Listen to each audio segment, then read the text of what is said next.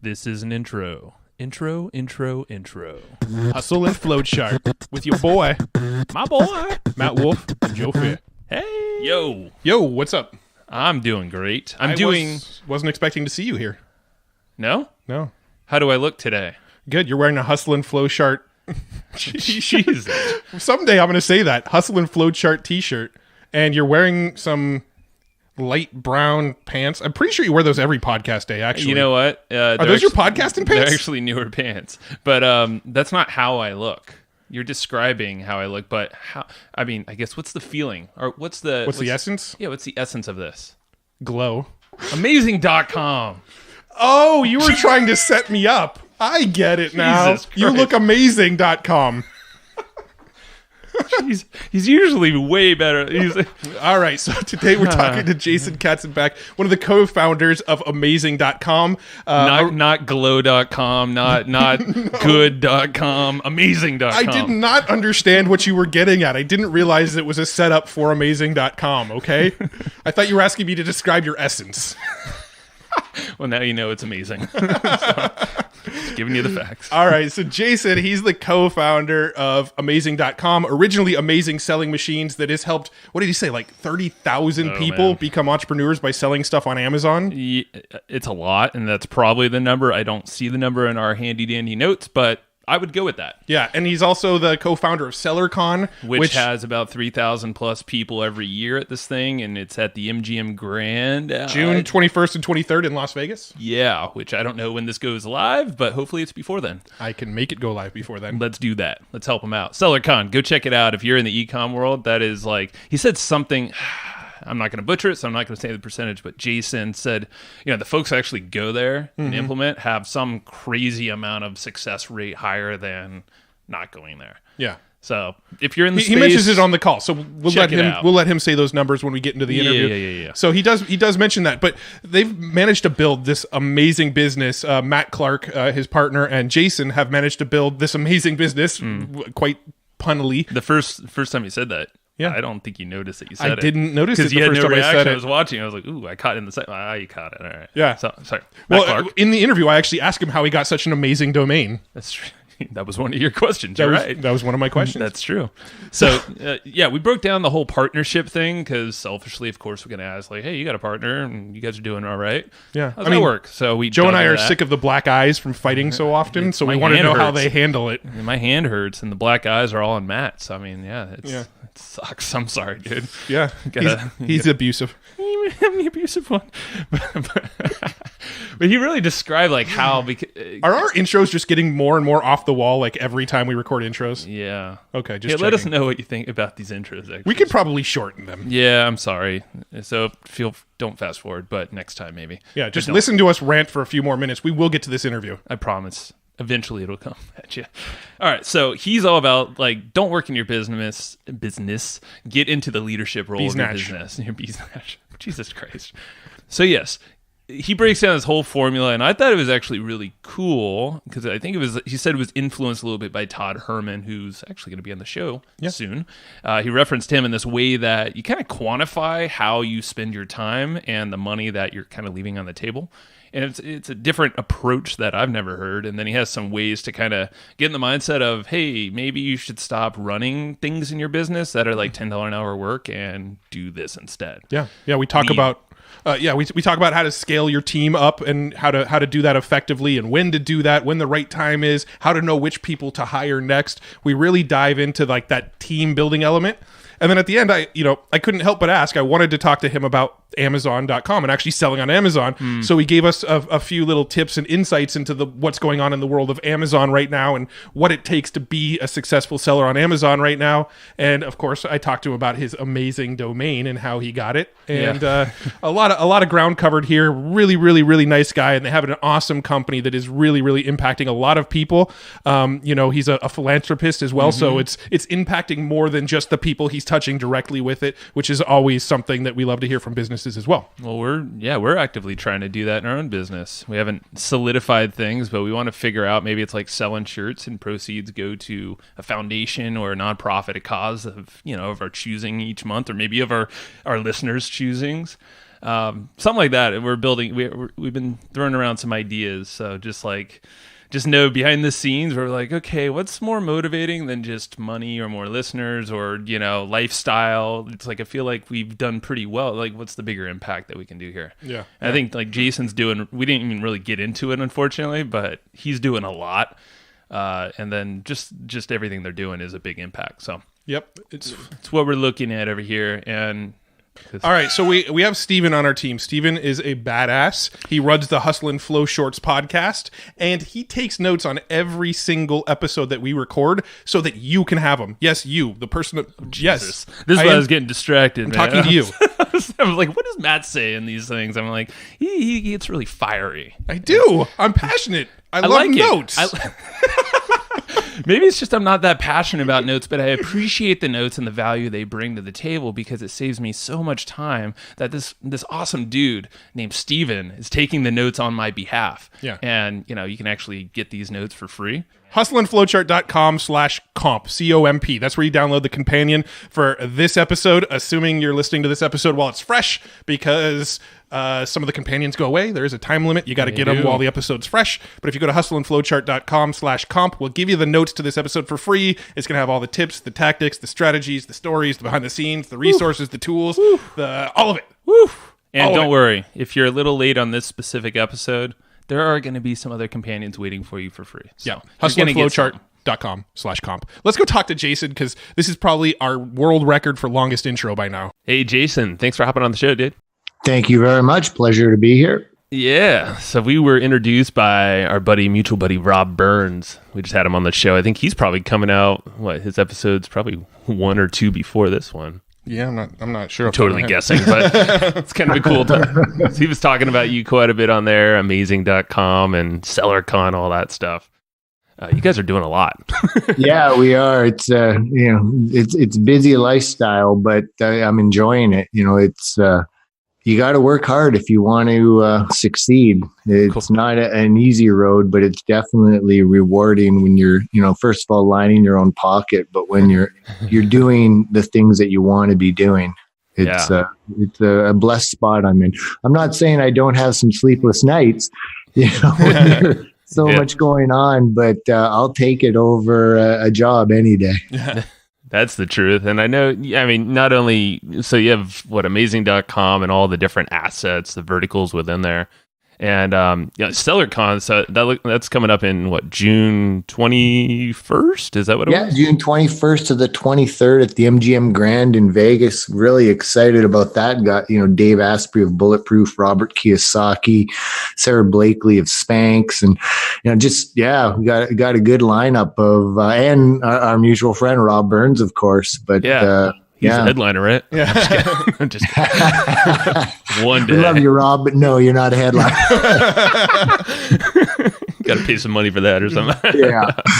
Yeah, we've heard a lot about it. Matt and I aren't specifically in the e-com Amazon world, but a lot of our listeners I know are aware of it. And Rob was describing SellerCon. It's like 3,000 plus people, and we're just like, holy moly. It's a lot of people. Yeah, it's it's a pretty wild experience to have your own event, and it's very focused on the Amazon ecosystem. So anybody interested or selling on Amazon, and we got some really cool stats for that too. So the whole reason it came apart was when we originally started teaching people how we sold on Amazon. There's that whole idea that the internet is so singular. It's hard to engage with people and all that, and so we really wanted to create an event where we could bring sellers together. And so initially we did it as a more or less a free component of our primary training for the Amazing Selling Machine, and then it just took on a life of its own. And we just did a recent survey, looked at all the results and everything, and our students that go to SellerCon are 250% more likely to be earning $1 to $12 million a year in annualized revenue than those that don't go. So it really does attract the the dedicated kind of people that really want to, succeed. And it's just so powerful to be surrounded by those people. And it's so inspiring when we're there, because you have so many people that are just killing it, coming up and hugging us and saying how we've changed their lives. So it's just this addictive thing where I can't wait to do it again, because it's just cool to see the impact you're having on people's lives. Oh, that's awesome. That's so cool.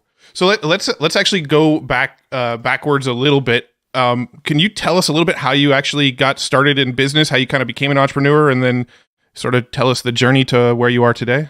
Yeah, for sure. So I used to work for a company called Weyerhaeuser, which was a forest manufacturing company. And, I was, as a teenager, I mean, even a young kid in college, I dropped out of college. I could never connect the dots with education and a career. And I'm not saying education is wrong. In fact, I'll get to, it's the opposite. I think it's right, but it needs to be, anyway, let me get into it. So I started working for this company called Weyerhaeuser, and I was, I was working in equipment. And so I'm sitting there in this thing called a paint booth, where it was a down day. And so this is a day where they do maintenance in the factory. And I'm 23 years old with a kid on the way. And I'm sitting in this thing with a foot of paint covering my feet. I got big rubber boots on. I'm just bent over sitting like, is this what I'm, doing for the rest of my life? So at that moment, that was the moment where I said, no, I'm not. And so I actually went into the lunchroom and I declared to all my fellow coworkers I'd be their boss in 5 years. And at that time, I was a smart ass kid. They're all laughing at me. Well, 3 years later, I was their boss. Oh, that's awesome. Yeah, and it was just that moment in my mind. But I didn't know, I knew I needed to do something else. But then, the internet at that time, so this was 96, 97. So, the internet was just kind of coming into its heyday. And in fact, that was when the big .com boom was, but I didn't really get into it too much. I kind of knew there was something there, but it wasn't until 2003 when our CEO of Weyerhaeuser at that time abolished all bonuses. Whoa. And so I'm sitting here, grinding out every day, trying to do my best job. And all of a sudden the CEO cancels bonuses. And at first that really sucked. But then you find out a couple months later in a newsletter, he got a $7.5 million stock option bonus because of how he saved the company so much money. Yeah, it was just a slap in the face. And I realized at that time, you can only go so far working for someone else. And, for me, it just wasn't worth it. I wanted to put in extra work, but I wanted it to line my own pockets. And I realized, if I'm having to commute every day to come and be a slave for you so that you could take away all my perks, why am I doing this? So that was when I really decided, to change. And there was a guy called John Reese. I don't know if you ever heard of him with Traffic Secrets. Definitely. Yeah. And he was the game changer for me. He really was. After I went through that training and everything, I realized the internet, I want to do this. Yeah, it was Traffic Secrets, right? That product. Yeah. Traffic Secrets. The first $1 million 1 day launch of a product, and so it was just so inspiring. And so 3 years later, I quit my job. So actually, it was December 12th, 2005. And in 2006, my business did over $3.5 million. So, really, it was a game changer. That's so cool. Then, So then I've always been an advocate. I've always taught what I've learned. So I took the route that, how I ran my business, how I implemented things. That's what I teach people. And I was really focused on Google and SEO and Google Ads. And then in 2011, 2012, I met my business partner, Matt Clark, at a group called the Mavericks. I don't know if you know Yannick Silver. That whole group there, yep. Yeah. And so I became a Maverick, met Matt, and here's this young guy, 24 years old at the time, doing over $100,000 a month selling his own brand of products on Amazon. And it was just like, wow, I didn't know you could do that. So over the next year, he taught me. And when I launched my product, within 4 months of launching my product, I was doing over $200,000 a month with over $100,000 in profit. Now I have to thank, if I ever see him, I'll give him a big hug, Dr. Oz, because it was just timing wise. My first product was actually a raspberry ketone drop. And so with that diet fad, he's just at the same time he started advertising it. And it was like, yeah, having like one day where I made like just $15,000 in one day, and it was like, I'm gonna be a billionaire. This can last forever. It's gonna last forever, And then when you realize, like, well, first of all, I don't even believe in the product, and it just, it really showed me that if you don't believe in what you're selling, if you don't feel ethical with what you're selling, like you're not going to be fulfilled. Yeah. And so we turfed that business. So I do still have my own brands on Amazon, but we focus on the home market more than anything. The home market. So yeah, that's in a nutshell our story. But what we did through that process though is originally I quit my job to start a business, work from home. And then as my business grew, in 2014, we opened an office in Austin, just paying a ridiculous amount of money. It was like $60,000 a month rent. But we just had this vision that if we build this thing, they would come. And wow, did we ever, it hurt us big time. And so I'm curious, why the $60,000 a month place? Build it. Yeah. I mean, were you trying to bring more of a brick and mortar presence to this whole thing? No, it was more following Google, Facebook, all of those kind of things. And it was really, talk about putting the cart before the horse. Like when you have a company like Google or Facebook that has, billions of dollars in VC capital, venture capital, they can do things different. My business has always been 100% self-funded. And so our idea was, we have 101 ideas. Well, let's hire 101 people to implement those ideas. Yeah. But the thing that we forgot is someone has to manage those 101 people. And so all of a sudden we had people start inventing jobs for themselves. Running a company is awesome, but managing people, oh my goodness, it can be really difficult. And so, you got all these dynamics and people not getting along. And it was just lots and lots of lessons. And the cool thing is we've really changed a lot over the last few years, and we've gotten to such a good internal process with our company that we've switched back to a 100% work from home environment for everybody. Wow. And we're doing better than ever. It's been a pretty awesome journey. That's awesome, man. Yeah, and I had to ask because I was like, wait, what is this? It was really, I want to blame our over eagerness and Google, because you're reading these books about how they run their company, and it's like, and the whole idea of autonomy, that was a big thing. Like, we'll give everyone this autonomy where they can come and go. It's all about results.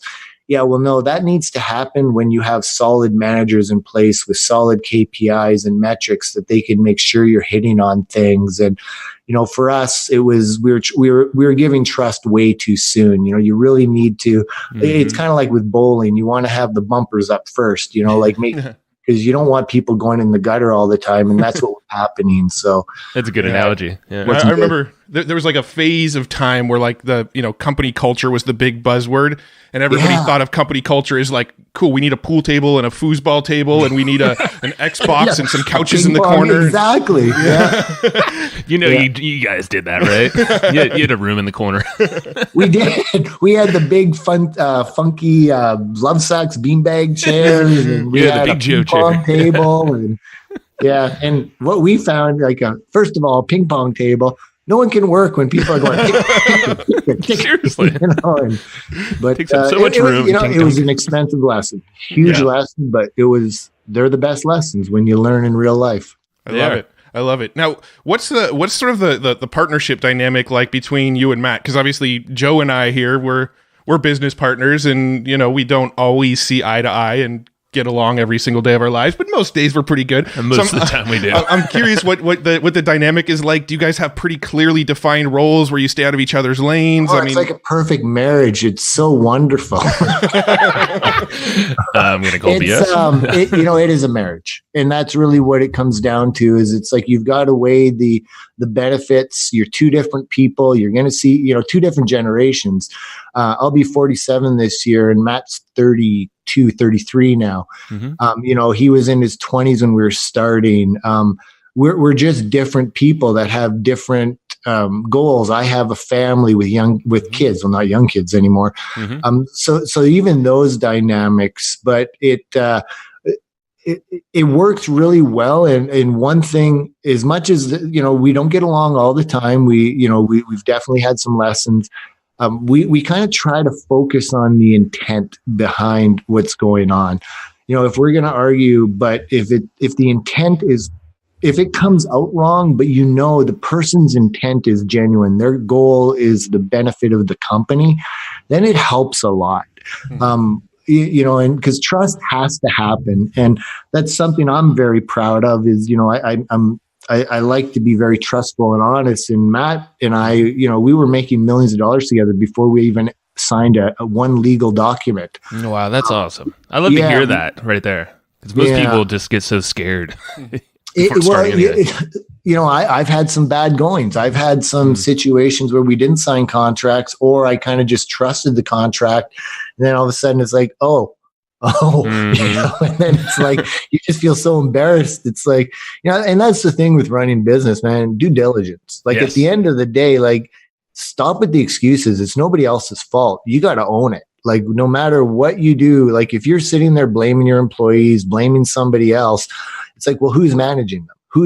You've got to be able to run your business. You've got to be able to lead your business. I mean, and you really want to be making sure you're the one, like, don't rely on other people. And that was a big thing with hiring, is we just assumed, we'll hire people and they'll take care of that stuff. Well, they don't have your vision. They don't have we're all different people, and they come in with an employee mindset, and it's very different. So even with me and Matt, like, Matt has a drive to be very, very wealthy. He's got big goals. And for me, it's more about lifestyle. So that right there causes issues, because he'll want to push something a lot harder than I will, and I'll be a little bit more complacent on things. But then that works opposite in others, where I'm really concerned about nurturing and creating relationships with our customers, and he's more about driving the sales and the growth in the stockholders.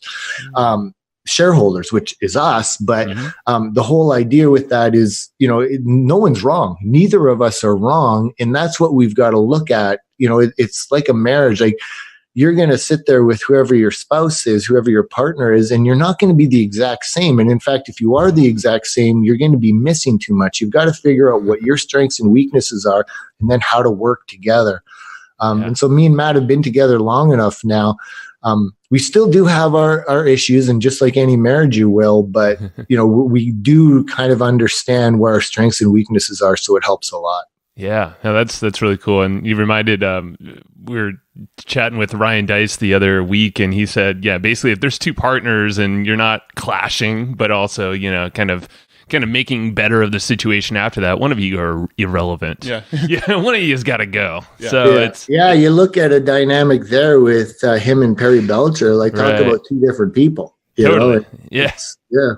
That's really cool. And you hinted at some of these topics that we were thinking about getting into, which is the whole leading the business rather than running your business. I'm just trying to think. Yeah, like, is there do you think that's something people should lead with in, when they're building their company from a beginning standpoint, or is it like a point in time, a transition point that's pretty clearly defined where you should start thinking that way? I mean, it has to be a transition point, in my opinion. So I've been blessed to have been able to teach over 30,000 people, teach, mentor, and 30,000 students through learning how to sell on Amazon alone. And when you're starting out, like, especially when you're on your own, like, you have to do everything. You have to do customer support. You have to do marketing. You have to do research. You have to do everything yourself. But there gets to a point where people don't get out of that, where they kind of get into this paradigm where they're running the business, they're working the business, but they're never able to step back and actually lead and grow their business. And oftentimes what happens with that, and so, the analogy I use is, when I went to college, I dropped out because I hated it. It was like, why do I need to learn this stuff? Well, then later on in life, I remember someone comes up to me at work and say, we're trying to figure out how to build this shelter. What do you do? And I'm like, hey, that's the Pythagorean theorem. I'm like, oh my goodness, that was useful. It's stuck. And then all of a sudden, when I started getting older, I decided I'm going to go back to school. Well, when I went back to school, I got a 4.0 because all of a sudden now I'm connecting the dots. And so when someone's learning a business, And you're talking about branding and you're talking about all these things. All they care about right now is starting the business. Like, just finding a product to sell, like learning the ecosystem of, whatever they're selling on, whether it be Amazon in their own store or whatever. There's so many things to learn. They can't lead their business. Like they're a student of what they're doing. But then once they're up and established, they really need to draw a line in the sand as to what their role in the company is. Because if you're just going to continue doing customer support, the analogy I have on this, and a good Todd Herman, I don't know if you know who he is a great.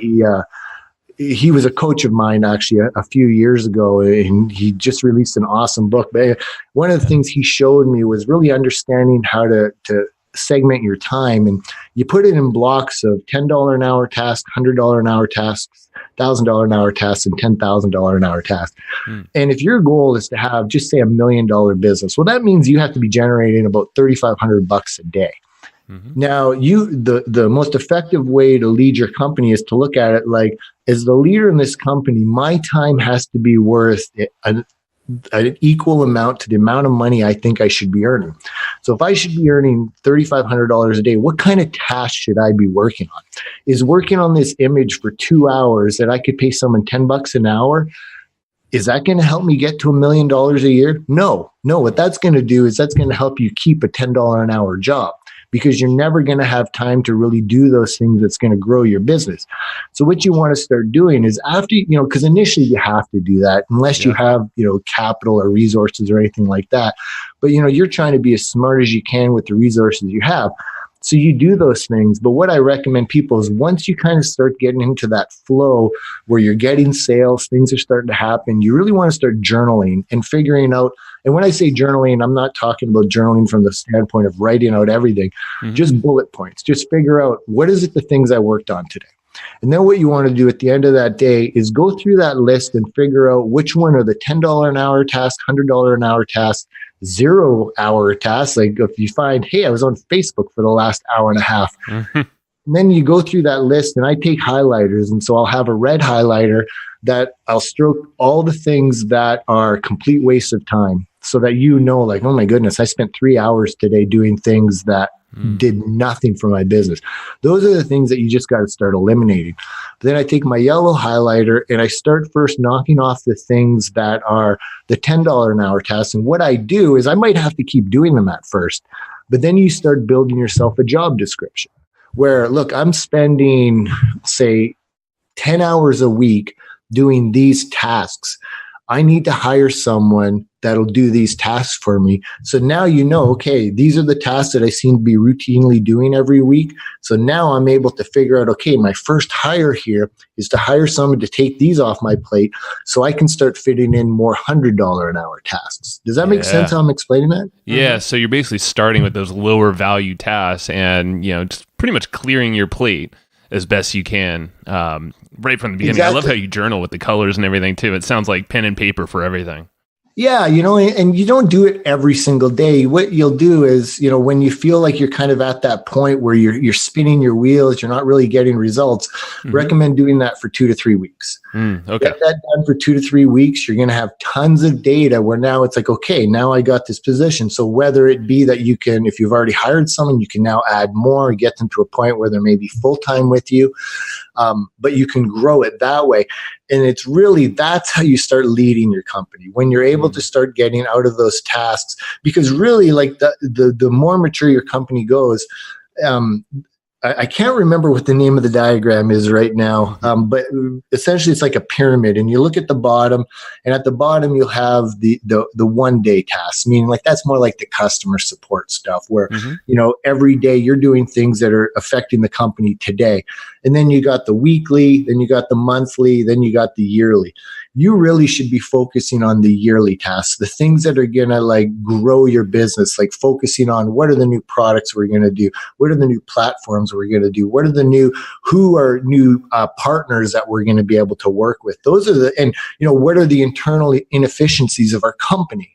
Those are the things that are the $1,000, $10,000 an hour tasks that will really help you lead your company to a difference.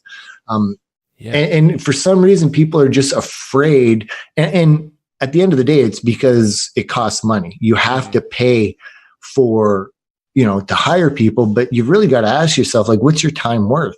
Yeah. Like, do you really think you're only worth $10 an hour? And so that's really where you've got to understand, like, if you want to have $1 million a year business, you can't focus on those types of tasks. Yeah. Now, do you feel there's like a specific tipping point, like, maybe like a financial milestone, or just how many hours you work per day milestone? Is there like some tipping point where you go, okay, this is out of hand, I need to start hiring people? Yeah. So there's I haven't found a formula yet, but it's interesting because remember, it's got to be about 4 years ago. At the event, I had a gentleman come out, ask me that exact same question. I'm like, well, where are you with your business right now? He goes, well, we're doing about $250,000 a month. And I'm like, just looking at him as my jaw drops with this blank stare. It's like, and you're still working a job? Wow. But he's terrified to quit his job because of that perceived safety, it's more secure. And it's like, well, it's not. Yeah, the company where I was in that paint booth, I remember everyone saying, oh, I'm going to be able to retire here. 10 years later, they shut down. That mill is completely closed now. And so there is no such thing as job security. So first of all, it's got to be focused on what are your goals? Like, you've got to look at it like, what's your 1 year goal? And you've got to be realistic. Like, if your 1 year goal is to get to $1 million, and you're finding right now, like 6 months into it, you're still doing those $10 an hour tasks, you've got to be realistic.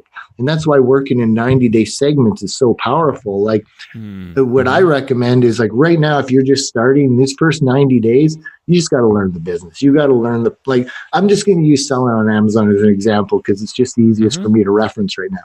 So in your first 90 days, your goal is to pick a product, create a brand, get it up on Amazon, and start getting some sales. Because in those first 90 days, it's no matter what the platform is, whether you're using a new email platform, whatever, everything's different. So you're going to have to learn that stuff. So then once you're up and selling after those 90 days, you look, okay, what's the next thing I can do? Well, that's what I recommend is after the next 90 days, you want to start looking at, okay, now how can I start really taking advantage of my time, maximizing my efficiency, and looking at my time.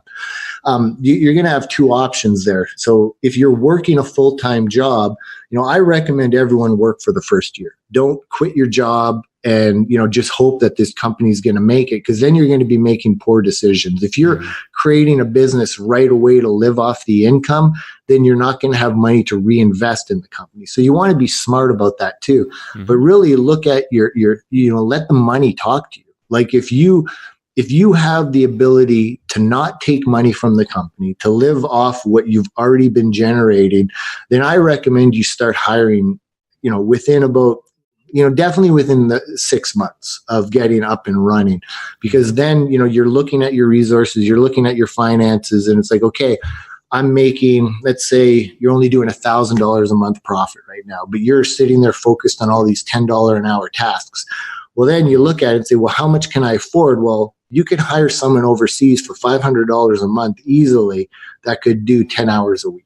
And you start with, that's why you really want to start with those tasks. Big point here though.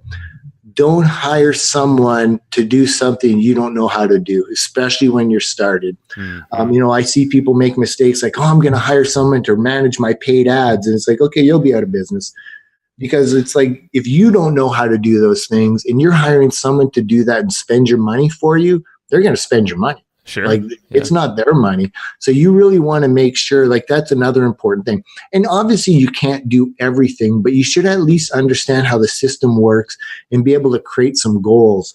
Never hire before you understand, first of all, what the role is, but also what your goal is.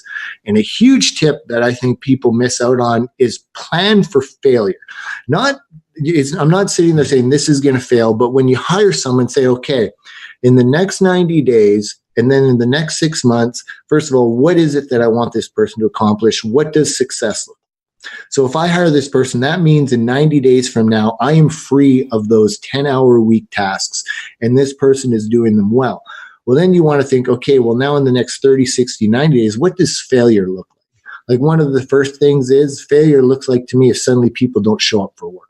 Mm-hmm. You know, you want to hire a slow, fire fast. And if in those first few months, like, and that's one of the scary things about hiring overseas, especially the Philippine, they're wonderful, but they're very sensitive. Right. And so if you are harsh with them, suddenly like they're scared, they want respect, like they respect you. They want to be treated that way. And so you can't talk to them. Like you can't say that was a horrible job, what you did there, because what they'll do suddenly, you know, their fifth mother will have died and they won't be at work that day because, you know, it's amazing how many of them have multiple parents that die all the time. Yeah. I say that in jest, but it's true. Like, wasn't your mother gravely ill last week? You know? Yeah. So you just gotta, you know, treat them with respect, but really know your metrics, know what you're hiring for, and then know what failure looks like. So you're not sitting here trying to save something that's not working. If this employee is not achieving the results, if you have red flags, if you're having to manage this person more than get results, you got to let them go. Yeah. Quickly. And then once you hire that person, don't try to hire too much. That's why I recommend starting with about, 10 hours a week max, because you're going to have to train that person. And so it's going to actually be taking you more of your time the first few weeks because you've got to train them. And that's why I love things like Camtasia and that, because it's great to do screen recordings to train people. But once you train them, you get them up, and then you can start adding more and more and more.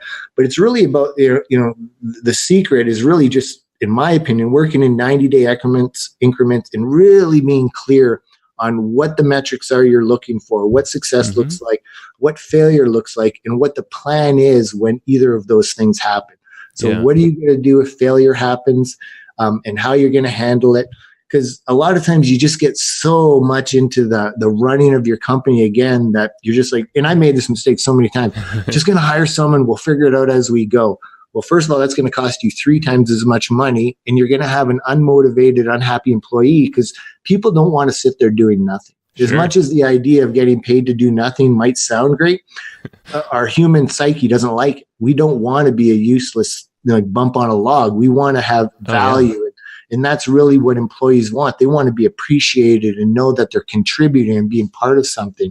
So if you're not doing that right off the bat, you're asking for failure. And I like, and going back to like what Matt was asking about when do you start, I like that you said start early, within the next, or, first, let's call it 90 days or so, assuming that the business is starting to make some money, about $1,000, like you were saying. And tell me if you agree or not, but it's almost like training the business owner to start to hand off some tasks. And obviously they should understand what they're leading, the tasks they're handing off for that $10 an hour, per job, let's say. 100%. But it's like, it's because I just know from our experiences, like it's tough to let go of something you feel like you're the best of in the world. And, Matt and I both have our own things that we're just like, oh, but that's good for us. Like we're great at that, or we enjoy it. It could even be an enjoyment factor, but so what would you say if like someone's really struggling with that? Maybe they're further than that beginning stages. They're more like seasoned. Are there some tactics that you would recommend to kind of slowly release the grip of whatever the task is? So I really liked doing graphic works back in the day. Yeah. And, and sometimes because it's just fun, you see these little things.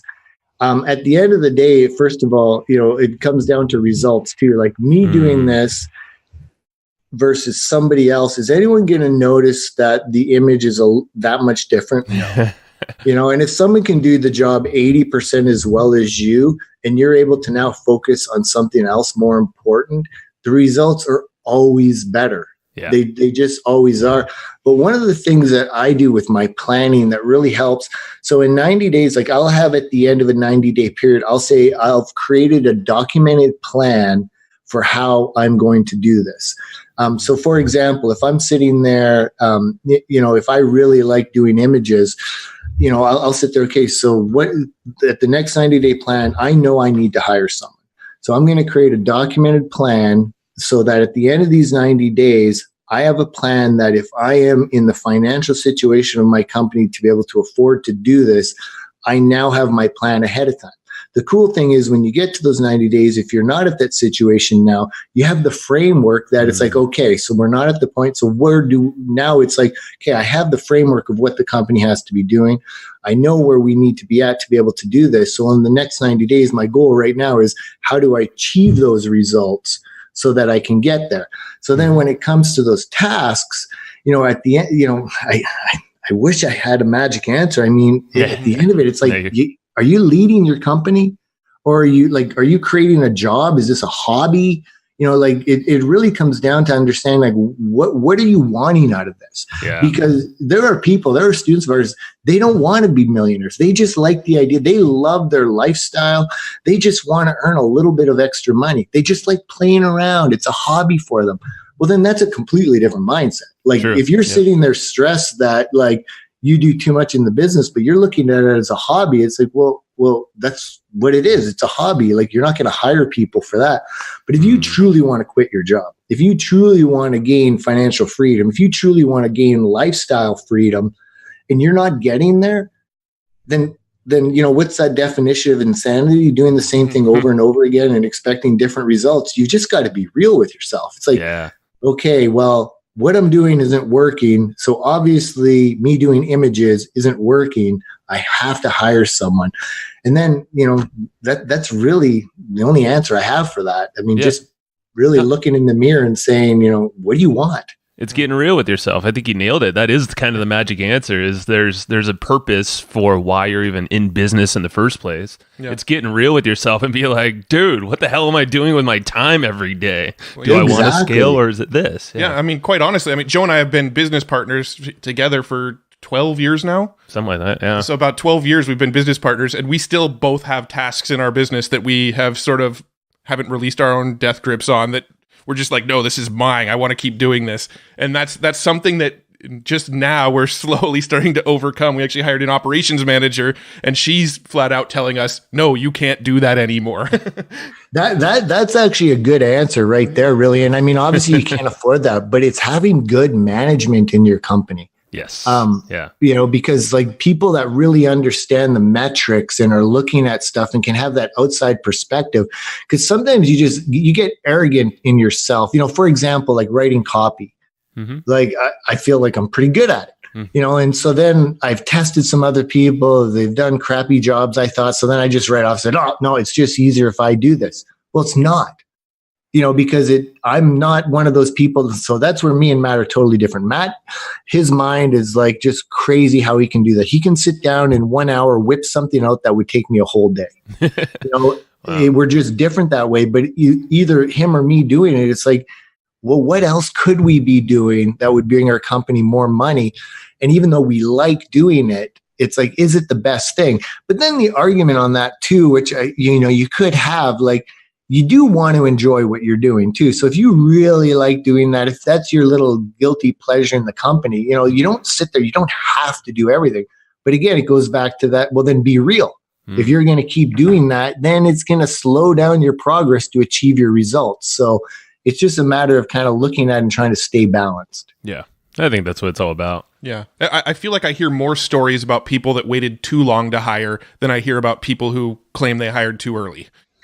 Yeah. It's and I think it's because people, they don't know what to hire for, and so that's where that journaling thing really comes into play, because when you start really realizing how you're spending your time, that can be a big slap in the face for you to realize. It's like, my goodness, you figure 10 hours a week that you're wasting, how much you could be accomplishing if you're focused on the right things. So, yeah. And I love that. I think it's a good slap in the face for someone who needs this kind of motivation, is the way you said it. And it's like, I want to make $1 million. Well, I got to make $3,500 a week, or sorry, a day. No, that's a day. Yeah, per day. And that there alone, I think, is enough to be like, crap. All right, I'm not going to hit my goal. And then, as the year gets a little longer, that number goes up if you're not hitting your goal.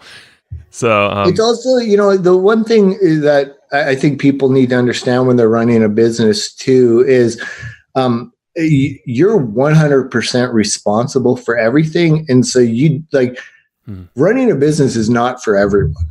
I've tried helping some family members, some friends, and at the end of the day, some people just prefer to work for someone else because they want to have that freedom of not stressing all weekend about stuff and, not worrying about making decisions that will bankrupt a company. Because at the end of the day, when you own a company, you can make those bad decisions. So you've got a lot more pressure on you. So it's also being real with that. Like if you don't want those responsibilities, if you don't like those responsibilities and you'd rather be doing graphics, well, maybe you're just not meant to run a business. There's nothing wrong with that. Sure. I mean, God, I love that there's people that don't want to run a business, but love working for me because they're stellar and we pay them really well for that. And they're happier. Because they're happy that they, when their weekend comes, they can have their weekend. Yeah. So, being real with that is important too. Cool. Yeah. Now, when we're talking about leading a business, what are some key, I know you mentioned KPIs, I think it was super early in the conversation, but what are some key leadership qualities? So assuming now someone has a team member, let's just call it one. What are some key things that people should know about leading a business rather than just stuck in the running of it? Learn to hire. You got learn to hire like that.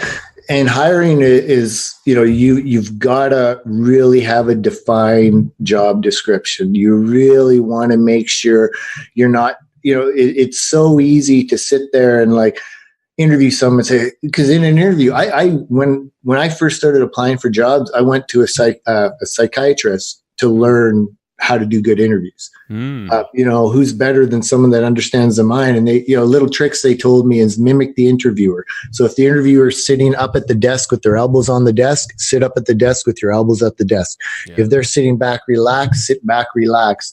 Make it feel like you're in line with them. Always have answers. So they gave you all these tips. And so what I realized is, first of all, I was anyone could be a good interviewer. At the end of the day, an interview, the stat I read recently was something like 3% of job interviews relate to job performance. Wow. So, so first of all, to understand that when you're hiring someone in the interview process, interview a lot of people, using Upwork or FreeUp or any of those kind of services out online where you can hire people. It's so easy to just sit there and the first person that looks kind of good say, you're hired. Well, did you ask them any questions? Did you check their references? Did you, give them an example task to do? Oh no. And it's okay, well, if you're going to hire bad, trust me, your company is going to be your employees will eventually become one of your biggest expenses in your company. Yeah. And it sounds bad saying an expense, but it is. So you want that expense to become an investment that actually returns back. So start with the hiring, and that starts right with the job description, then having a really good interview process, then making sure you've got you set that person up for success and you set the company up for success, and really learn how to manage people properly too. You don't want to micromanage, but you have to at first. You have to be watching them and making sure they understand. And, you don't want to sit there and just say, I trust you do this. And then in a week when they do it, say, what did you do? This is horrible. That's you've just squashed everything right there. So it's better to be kind of nudging them along the way. And the more trust they build, the more you can start stepping back. So hiring is definitely a really big thing that, for leading a company. Getting good at math, math, and I'm talking basic math. Know your profit, know your expenses, know all of those things. It's way too easy to just sit there and say, oh my goodness, if I sell this product, I can be making $100,000 a month. Hang on a second.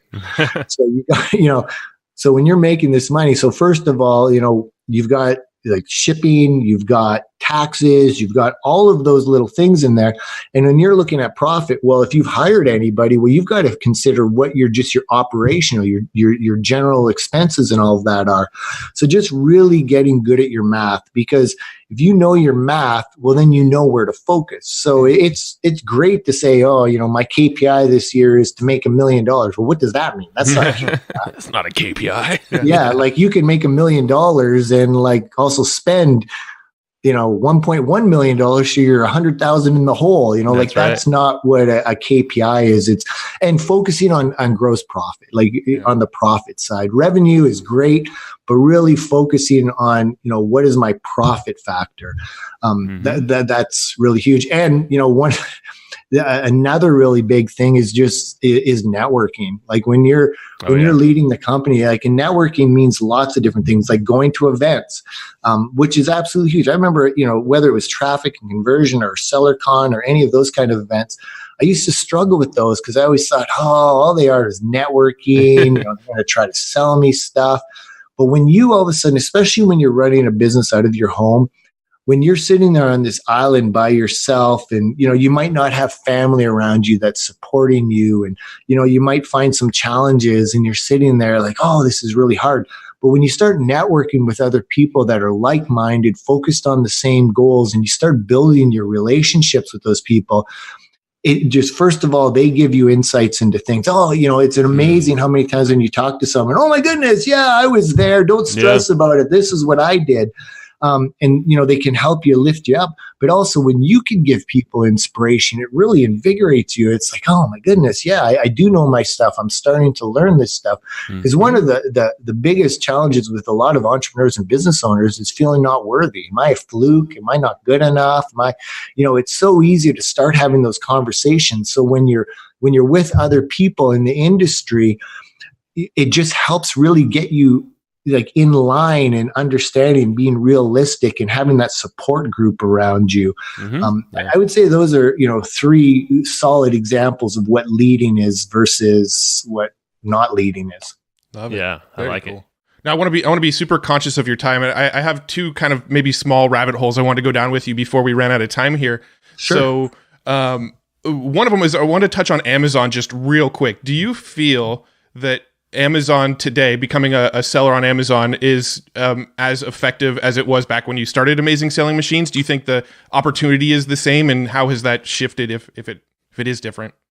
It's better and it's worse. So the better part is that Amazon is growing like crazy. When I started, it was $60 billion now a year. Now they're over $300 billion. Amazon's market share has grown. They say that 50% of e-commerce transactions in the United States happen on Amazon now. You have all these stores closing, and you have e-commerce just in general growing. So you've got e-commerce growing, you've got Amazon growing, more and more people are looking on Amazon. So the growth factor, the fact of saying like there's too many sellers on Amazon, that's crap. That's not true whatsoever. But what is true is there are more things in play now. Like before with Amazon, it was easier to get your product ranked. There was hacks you could do. It's kind of like the early day with pay-per-click or the early day with Google. Yep. Remember back in the day with SEO, you just keyword stuff your web page, and you could rank. Well, Amazon was kind of like that too. Their algorithm for ranking was a lot more immature, and there was and it was easier for one of the challenges that made it harder back then. It was easier for people to put fake reviews on your listings, for competitors to come in and do what we call hijacking, where they would just create a knockoff version of your product and start selling it on your listing. Well, Amazon's put a lot of checks and balances in place to prevent that. So becoming an established brand and really leveraging Amazon effectively is a lot easier. But the problem now is Amazon's kind of moving to a much more aggressive paid model where, before there was when I first started selling on Amazon, there was no sponsored ads. Right. And now sponsored ads are a huge component. And if you don't learn how to do sponsored ads, it's going to be really hard to compete on Amazon. Before with Amazon, we would tell people, oh yeah, at least, 20% profit margin, you're good. Really, because of sponsored ads, you want to focus on products that are 30% profit margin. And the other thing is too, like when the metrics are always changing. So before, when we would tell people, look for products that are in the top 100 or top 1,000 BSR. Well, now we tell people to look in the top 6,000. Oh, wow. Because what was happening, before a product that was so BSR is called bestseller rank on Amazon. And so it's just this really generic kind of, it's not something you want to invest too much time in your research on, but it's a good idea. And what it is just telling you which products are the best sellers on Amazon. And so before, a product that was say 100 ranked bestseller. Well, now because there's so many more people on Amazon, a product that's 1,000 bestseller is getting the same amount of traffic as what 100 was a few years ago. So it's really making sure you're adapting. Like if you're, that's why, like if anyone ever said, oh, I learned Amazon, I'm going to learn Amazon by reading a book. It's like, well, you're not going to succeed because every 6 months, Amazon is changing so much that you just can't keep up that way. And that's one of the reasons why with our training, we've created communities with lots of people in it, and our mentors are all established sellers, because you can't do this alone. Like you need to be working with other people to be able to keep you up to date on everything. And another big area that Amazon's changed a lot is before you could kind of put a mediocre product on there. And you can't. You have to have a good product with a good product profit margin. The nice thing is there's lots of room, lots of products you can start with.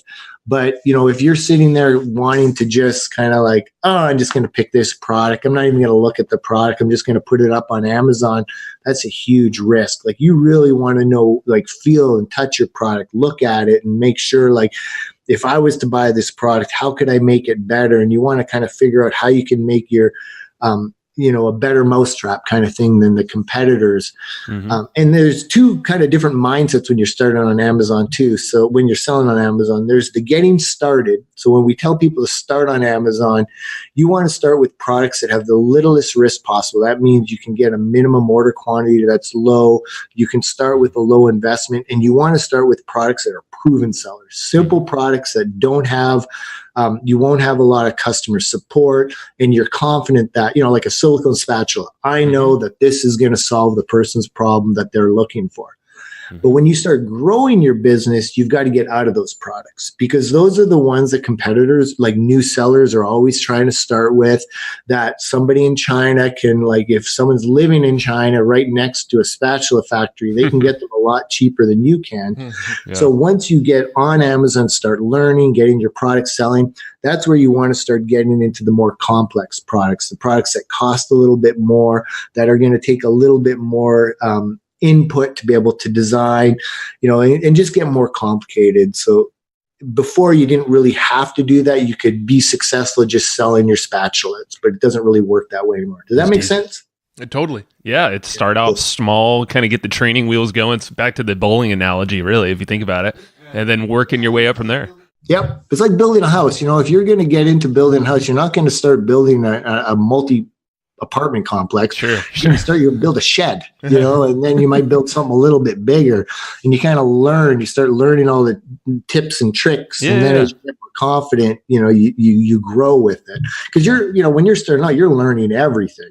You're learning, like, you don't understand terminology. You don't understand how Amazon works.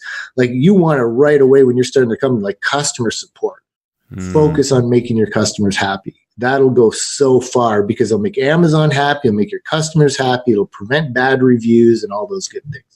So you said 2 rabbit holes. I know we only got a few minutes left. The last one I think will be a very, very quick one. I'm curious if there's any story behind the domain amazing.com. Like, was there any story for how you got, because it's such an amazing, well, no pun intended, I guess, an amazing domain. So we originally called the product that we had originally was Amazing Selling Machine. And then we created the Amazing Academy. And as our company was just exploding, we looked at, like, what can we do from a branding standpoint? So we came across the domain amazing.com. And I'm not going to share how much everything cost. Originally, like, they were wanting, way more money than we originally, than we were willing to spend. So, here's a tip for anyone that's looking at buying a domain: never pay the asking price. That's a good tip. We just got into a really strong negotiation with them, and we ended up paying 1/5 what they were originally asking. Nice. And the whole idea was just from a brandability standpoint. How can we make something that can just stand out, and have a word that's really exciting and already kind of being leveraged from the word Amazing Selling Machine. And just, let you know, it's kind of to go full 360 here, close the loop. John Reese actually worked with us when we launched Amazing Selling Machine. That was a huge honor of mine to be able to work with him. It was his idea to come up with that name. Like, he was interesting. Yeah, well, he was a domainer back in the day. That was a big part. Exactly. So yeah. That makes sense. And he really, like that guy, he really doesn't, you don't hear of him much anymore. He keeps to himself a lot, but Right. He was the mind behind a lot of huge launches, a lot of successful businesses. Sure. I mean, what he taught me early on was just that whole idea of branding and making things easy for people to remember, focusing on benefits and coming up with names for things. So if you have this formula, don't say, this is the formula for how you rank your product on Amazon. You want to give it a name like the Katzenback ranking method or something, something that makes it sound exciting so that people are like, ooh, what is this? Yeah, and, I gotta learn the tips like Katzenback that really, really were powerful. Yeah, no, we do the same thing. It's like terminology, we like the little acronyms.